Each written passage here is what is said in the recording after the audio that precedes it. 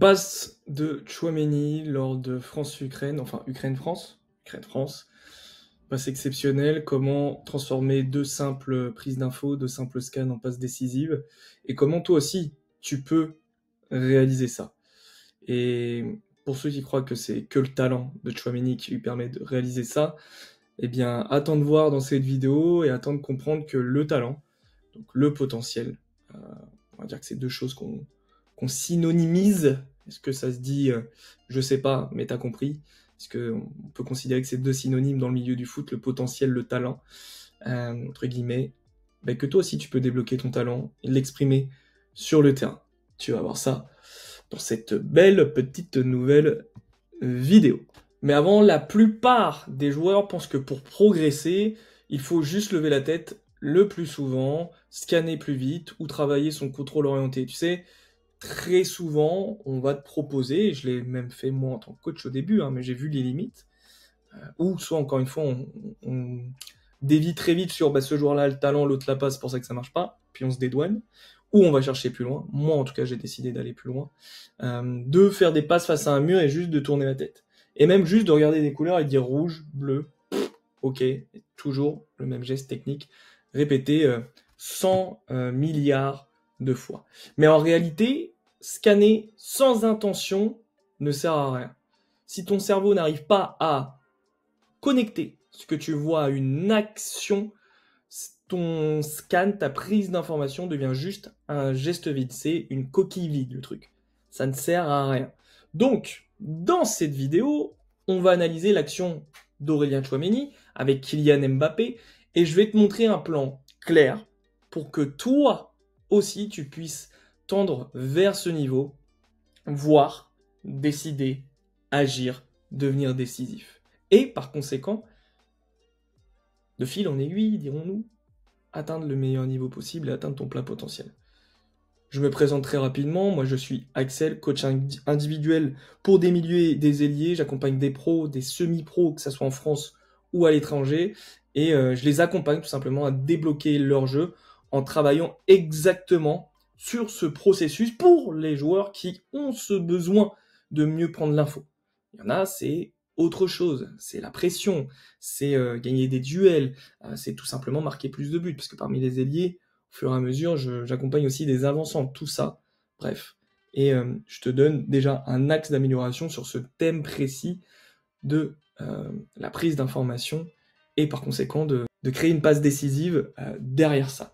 Donc voyons déjà cette situation, pour rappel, d'Aurélien Tchouaméni. Je reviens sur cette partie analyse du match, parce que je pense qu'il y a mieux à faire que ce que je vous ai présenté la première fois. Bon, c'est la troisième fois que je fais cette vidéo, parce que Loom bug. Mais toujours est-il, c'est que dans ma première version, je parle que de deux prises d'infos de Tchouaméni, alors qu'il en fait trois. Et l'objectif de cette analyse, c'est de vous donner quelques principes, mais surtout de comprendre ce que met en place Aurélien Tchouaméni et comment, par la suite, par rapport à ce que je vais vous présenter comme plan, vous pouvez mettre en place. Donc, au niveau de l'analyse, on a Aurélien Tchouaméni qui va effectuer une première prise d'info lorsque Olysée a le ballon dans les pieds. Donc, Konaté vient de lui transmettre. On peut considérer, donc là je vous donne juste un principe, même si pour moi c'est pas ce que met en place Aurélien Tchouaméni, mais ça peut vous être utile, que en tout cas Tchouaméni respecte le principe du premier conditionne le second. Un principe qu'on a vu il y a déjà 2 ans facilement sur cette chaîne. Je le dis, je le répète, les principes sont là pour permettre, dans le développement de l'intelligence de jeu et ce que j'appelle le modèle de jeu, donc ce qui se passe dans la tête du joueur et de mes clients, de le développer, de créer des chemins de réponse et une meilleure compréhension du jeu. Maintenant, les principes sont pas là pour être obligatoirement utilisés. Les principes, ce sont des outils, et à travers les principes, donc qui va être un gros cercle, va sortir plusieurs stratégies, voilà, qu'on va pouvoir voir aussi dans cette analyse. Donc le premier conditionne le second, c'est celui qui a le ballon, premier, second. Ce qui fait que Tchouaméni, si c'est ce principe-là qu'il respecte, pour moi c'est pas ça, mais ça peut être une idée pour vous, eh bien il va se déplacer pour ne pas être sur une même solution de ligne de passe qu'un autre coéquipier, parce que ça n'a pas d'utilité. Voilà, après encore une fois, c'est un principe, Koundé peut la laisser passer entre les jambes, etc., etc., et créer un peu de magie, on va dire. Ok? C'est un principe pour pouvoir occuper toutes les zones du terrain, la zone effective de jeu. Ok, et d'occuper tous les espaces pour pouvoir se trouver par des passes courtes, fixer les adversaires, créer une surcharge d'un côté, etc., etc. Ok. Mais encore une fois, un principe n'est pas une vérité absolue et qu'on doit utiliser, sinon on est nul au foot. Pas du tout. D'accord? Donc je suis déjà revenu sur ce premier point. Maintenant, la réalité, c'est que Tchouaméni fait une première prise d'info et il identifie un espace libre ici. Bien sûr, il l'identifie aussi, puisqu'il aurait pu rester là, en effet, parce que Koundé est là, donc il n'a pas d'utilité à rester ici. Où est-ce que lui peut se placer encore mieux? Du coup, il identifie cet espace qui est du coup un carré. Je vous rappelle le principe des carrés magiques hein, qu'on a très très souvent vu sur la chaîne. Il y a une vidéo même dédiée. Tchouaméni du coup va se placer dans ce carré, notamment dans l'intervalle entre ces deux joueurs ukrainiens. Donc première prise d'info, identifier un espace, une zone dans laquelle je peux me positionner, m'insérer, me déplacer pour proposer ensuite une solution de passe. En plus de respecter le principe de se mettre derrière le pressing, de suivre le pressing et du coup de le casser assez facilement. Deuxième prise d'information, il est en train de recevoir le ballon. Et du coup, si on revient sur l'une de mes vidéos, la checklist de la prise d'information va dire, bah Axel, t'as dit que la première prise d'info, c'est l'adversaire. Sauf que Tchouaméni, lui, analyse l'espace. Et là-dessus, je suis plutôt d'accord avec ce que fait Tchouaméni. Parce que la situation que j'explique dans la checklist n'est pas du tout la même, si vous ne l'avez pas compris. Toujours est-il, c'est que on est tous différents, on va sélectionner ce qu'on appelle du coup les opportunités d'action de manière différente. Il y en a, ça va être les adversaires en premier, il y en a d'autres, ça va être les coéquipiers, les autres, ça va être les espaces. Tout en sachant que dans la finalité, si on doit simplifier les choses, et c'est la vérité, pour moi, mais pas que pour moi, les espaces sont les rois du terrain, sont les maîtres du jeu. Et capable d'identifier, de savoir quel espace et comment l'utiliser, comment le jouer, ça fait de toi le maître du jeu. Ok? Dans le principe de la checklist, c'est quand je commence à recevoir le ballon, donc le ballon vient vers moi, le voyage du ballon, je vais prendre justement ces infos et Tchouaméni, du coup, là, reçoit le ballon, donc va être concerné, et cette deuxième prise d'infos, hein, il prend 3 infos l'espace de 3 secondes, hein, c'est énorme, eh bien, il va regarder qui peut venir m'embêter, qui peut venir me prendre le ballon. Parce que c'est important. Donc, deuxième prise d'info. Troisième prise d'info, Tchouaméni, donc le ballon se rapproche, il va, et cette troisième prise d'info va être utile pour valider. Valider le fait qu'il y a un adversaire qui vient, et surtout, soit rechercher une solution, soit valider ce qu'il a vu avant. Et c'est là où je veux en venir à travers cette vidéo aussi, et le plan que je vais vous transmettre. Il y a, oui, la prise d'information où, il ne faut pas vous tromper, où vous allez cibler un élément. Par exemple, là, je regarde l'objectif de la caméra. D'accord? Mais ce n'est pas la seule information que vous allez avoir. C'est pas juste que vous regardez ce que vous allez voir tout autour. C'est-à-dire que je fixe l'objectif de la caméra, mais je vois mon premier écran de PC portable ici, le grand écran ici, je vois ma souris juste ici, je vois la lumière là, je vois les éléments de décoration, les éléments de décoration. Ok? Tout ça sont des éléments pour, tout simplement, pour me permettre de prendre une décision derrière, d'accord? Pour m'informer de la situation, d'accord? Donc c'est ça que vous devez comprendre à travers la situation de Tchouaméni, c'est que quand il regarde, oui, peut-être que son focus se fait sur l'adversaire direct, mais il a une vision périphérique qui lui permet de voir Koné, Rabiot et les attaquants un peu plus devant. Et du coup, cette vision périphérique, il l'a sûrement déjà ici. Et là, il va valider, oui, l'adversaire, mais valider aussi la solution qu'il a vue peut-être dans l'information précédente, qu'il a besoin de confirmer ou qu'il a déjà de confirmer. Il regarde juste pour voir si le coéquipier a changé de position en l'espace d'une seconde. D'accord?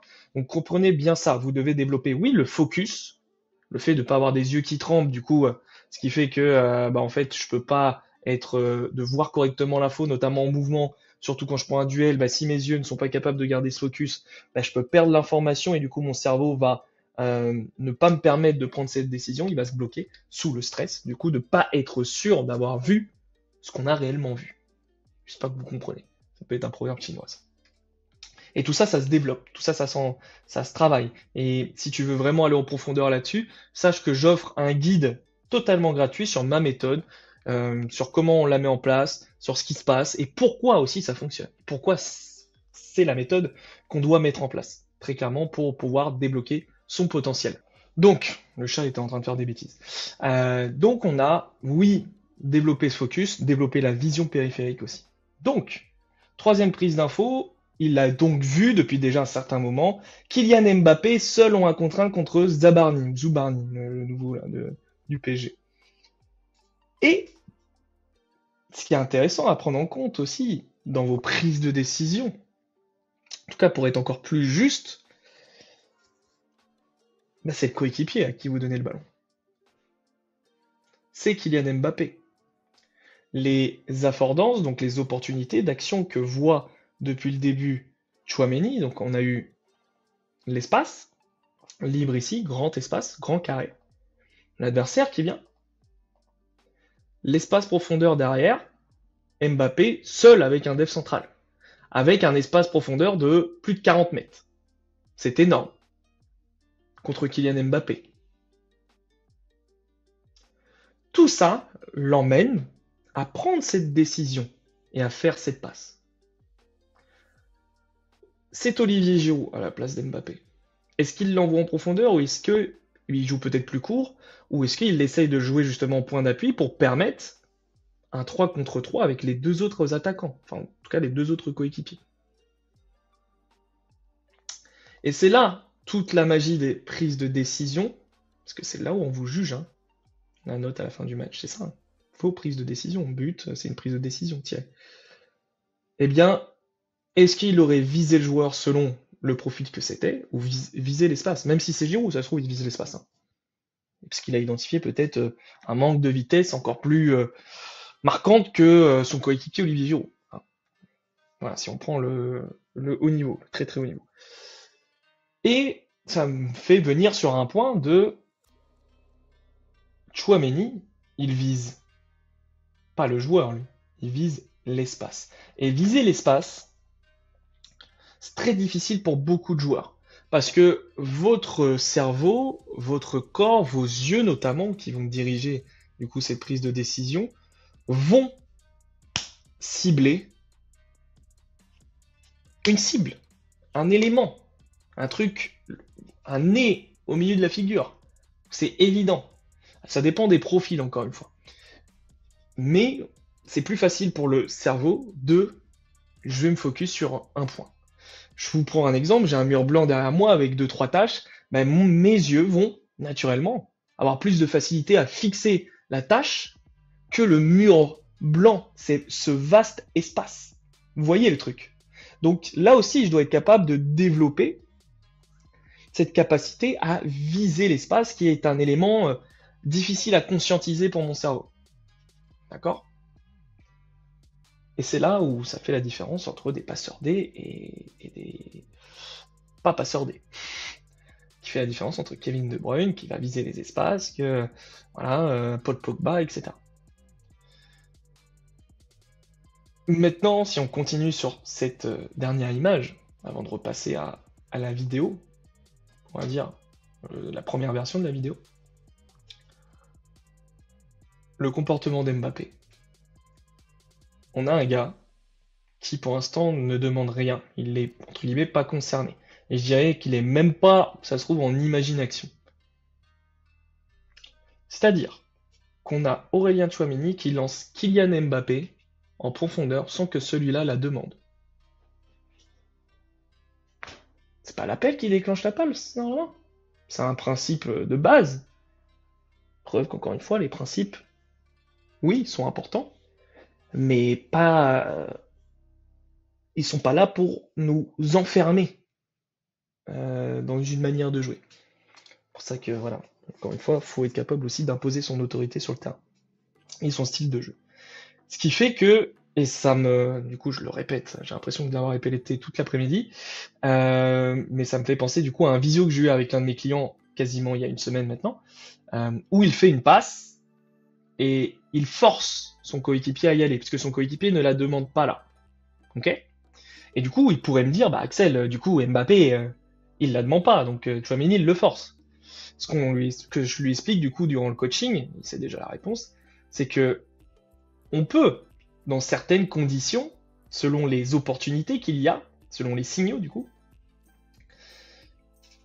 on peut forcer entre guillemets un coéquipier en la mettant dans un espace. On peut. Sauf que dans sa situation à lui, à mon client, on a un défenseur qui est déjà orienté dans l'espace qu'il vise.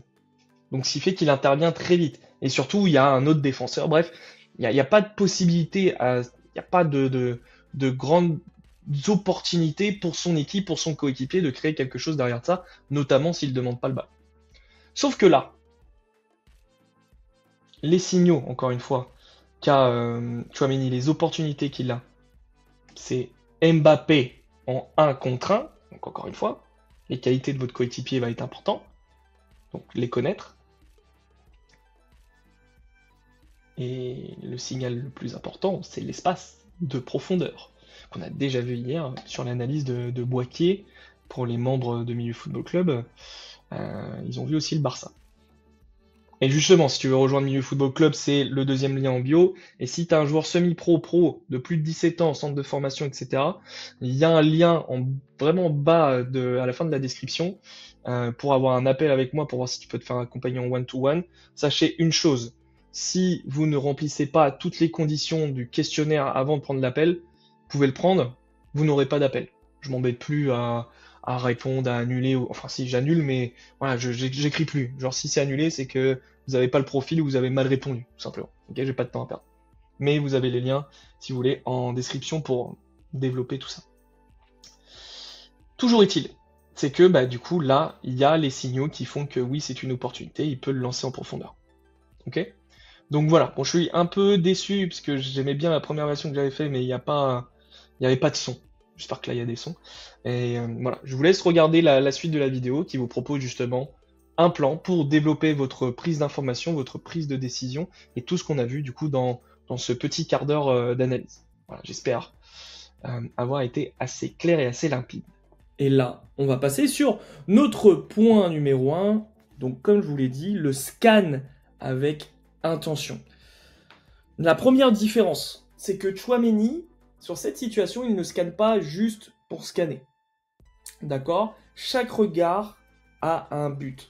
Ça paraît évident, mais combien de fois, à travers vos exercices situationnels, votre scan n'a pas d'intention? Pour moi, je vais vous l'expliquer comme ça. Le premier scan de Tchouaméni est fait pour s'assurer de la menace ou non, de la potentielle menace ou non.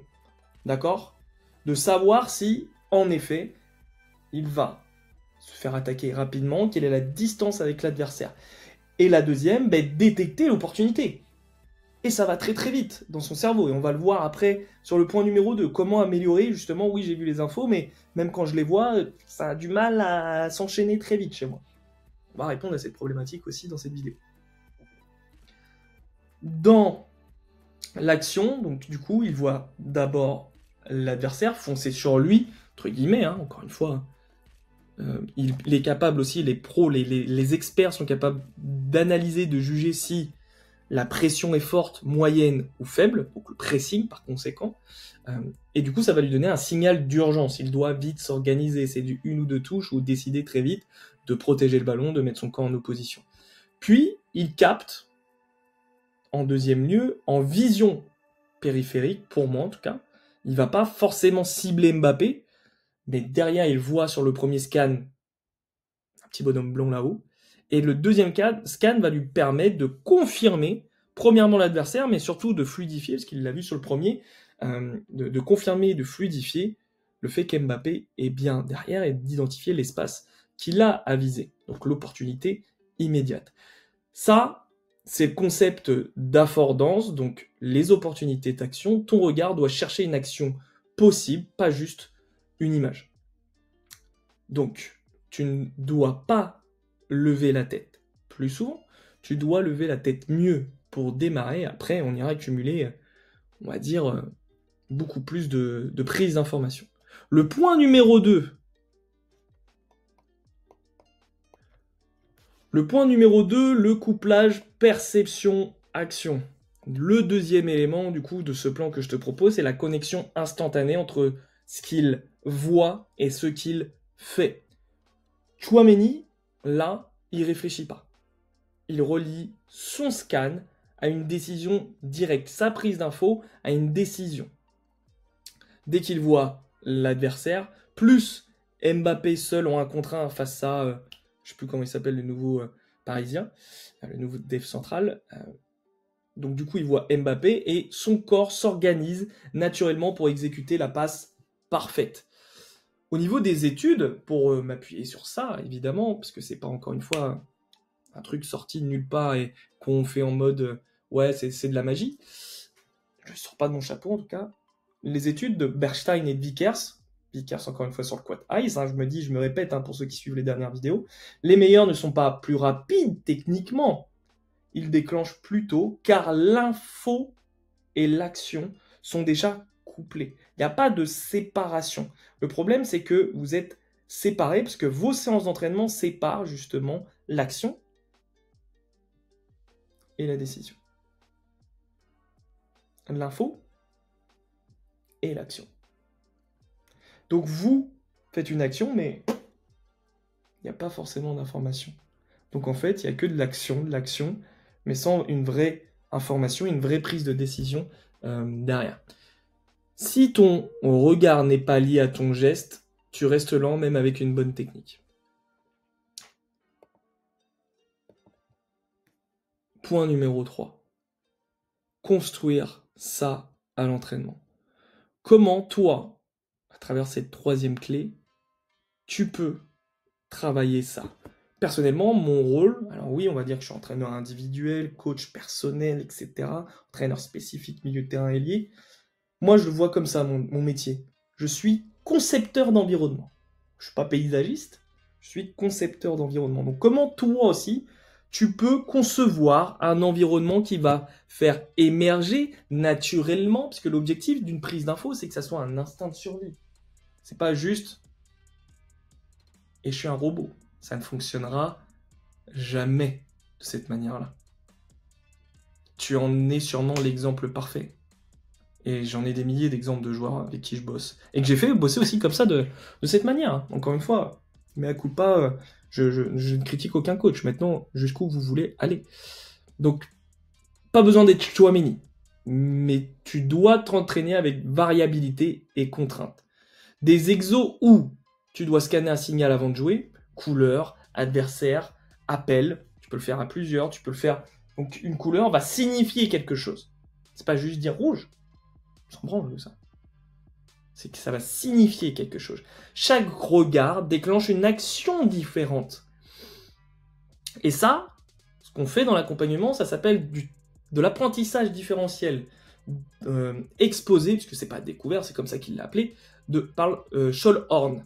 Ton cerveau apprend mieux quand il doit s'adapter à des situations nouvelles. Il s'habitue à créer des chemins tout le temps. Donc s'il fait qu'en match, peu importe la situation, même si elle est inconnue au bataillon, il va trouver la décision parce qu'il est habitué à devoir s'adapter.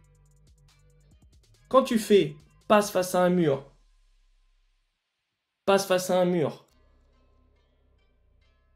n'y a rien qui change, il n'y a pas de surprise. Et en match, tu t'étonnes de... je suis surpris, je suis en retard, je comprends rien. J'ai peur, j'ai la pression. Bah évidemment, ton entraînement, il permet pas de fluidifier tout ça, donc c'est inconnu pour lui. Attends, c'était pas une chorégraphie qu'on devait faire au départ. C'est ce qu'il te dit le cerveau. Hein. Quand tu fais des slaloms, de la jonglerie à outrance, des passes face à un mur où toutes les passes sont propres, des circuits de passes connus, tu sais que tu dois la mettre à droite, tu sais que tu dois la mettre à gauche, bien avant de recevoir le ballon, parce que ton coach t'a dit de la mettre là-bas. Bah c'était pas une chorégraphie, attends, c'était pas gauche, droite. Non, c'est du freestyle. C'est un chaos le match. Donc comment tu apprends à créer du chaos? Donc si tu t'entraînes toujours dans le confort, ton cerveau s'endort mets-lui des contraintes et il deviendra décisif. C'est un truc tout bête. Tu peux même te surprendre. Tu mets un diapo, c'est ce qu'on crée en ce moment. Tu mets un diapo, tu mets un joueur sur ton diapo. En gros, ça veut dire qu'il est tout prêt. Qu'est-ce que tu décides? C'est pas forcément... Il est en gros, donc je fais un appui remise en une touche. Qu'est-ce qui t'empêche de faire un contrôle orienté et d'aller quand même vers l'avant? Ça n'existe pas d'éliminer un joueur. Il faut comprendre ça. Il y a une limite aussi, même au niveau, on va dire que tu as la passe contre un mur et juste faire droite-gauche. Et il y a cet intermédiaire où rouge est obligatoirement ça. Oui, c'est intéressant. C'est intéressant que rouge soit une situation, mais pas un geste technique. Rouge, une touche. Ok. Mais du coup, où est ta créativité? Tu veux, toi, développer ton instinct de jeu? C'est pas comme ça qu'on fait. Donc, ce que tu viens de voir,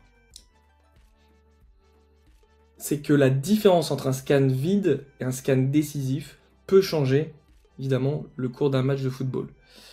Tchouaméni, lui, l'a fait car, de 1, il scanne avec une attention. Évidemment, par rapport au profil de joueur, il va avoir une attention spécifique. En point 2, il connecte regard plus geste. Je n'ai pas parlé ici de tout ce qui est travail du lien œil, corps, décision, c'est-à-dire que si tes yeux voient mal, encore une fois, on fait des tests, si tes yeux convergent mal, s'il y a un problème de saccade, Tchouaméni, s'il a un problème au niveau des yeux et qu'il n'est pas travaillé, potentiellement il ne fait jamais cette passe. Mais évidemment, on va dire que c'est le talent, c'est juste que c'est connecté chez lui. Et point numéro 3, surtout, il s'est entraîné à s'adapter. Et c'est exactement ce que toi, tu peux travailler. Pas besoin d'être un international français, pas besoin d'avoir des outils de dernière génération, mais tu as besoin, mais vraiment, de changer ta manière d'entraîner. Et le plus beau, c'est qu'une fois que ton cerveau apprend à voir avec intention, ça devient automatique. Ton jeu prend une autre dimension, c'est qu'il n'y a pas, normalement, il n'y a pas besoin, entre guillemets, encore une fois, j'enlève les profils très jeunes ou très inexpérimentés, mais je récupère des joueurs de N3, N2, national, même des joueurs de Ligue 2, Ligue 1, qui ont juste ce petit truc à débloquer, et en fait, ils savent déjà tout. Mais quand la porte est fermée et que tu n'as pas la clé, tu peux pas continuer ton chemin. La porte, elle est fermée, donc tu restes là. Tu restes dans ce sas de, il y a le niveau 100 tout là-haut, tu le sais, il y a plein de portes à passer. Mais il y a le niveau 100, là, le dernier carré Ligue des Champions, toi, tu es obligé de rester au niveau 40. Il y a, dans le football, 85% des footballeurs, même pros, hein, je te parle même des pros, qui sont en sous-performance chronique, qui n'ont pas tout débloqué, c'est-à-dire que on a quelques rares élus qui ont tout débloqué, qui justement gagnent les ballons d'or. Objectif, pour moi, créer beaucoup plus de prétendants. En tout cas, si ça te parle, tu peux découvrir ma méthode Factor X dans le lien en description. Et si tu veux d'autres analyses comme celle de Tchouaméni, n'hésite pas à me le dire en commentaire et je ferai le nécessaire pour en trouver d'autres et t'expliquer par d'autres angles de vue, mais tu l'as bien compris, on va revenir tout le temps à la même chose. Parce que je ne réinvente pas la roue, je ne vais pas t'inventer autre chose que le corps humain doit être connecté, c'est un tout, et que si tu continues la répétition sans intention, que tu continues à répéter 1000 fois le même geste, que tu continues à soulever des barres uniquement à la salle de muscu, faire que ça en fait, tu n'atteindras jamais ton plein potentiel. Et tu vas me dire, mais il y a des pros qui le font. Oui, ces pros ont débloqué certaines choses chez eux dans leur jeunesse de manière naturelle, grâce à une éducation, grâce à un environnement propice pour éviter justement d'avoir des blocages que potentiellement toi tu n'as pas. Il y a même des pros qui n'ont pas leur potentiel de débloquer totalement. Maintenant, c'est eux qui décident ou non de rester au même niveau. Voilà l'équipe. Je vous laisse avec ça.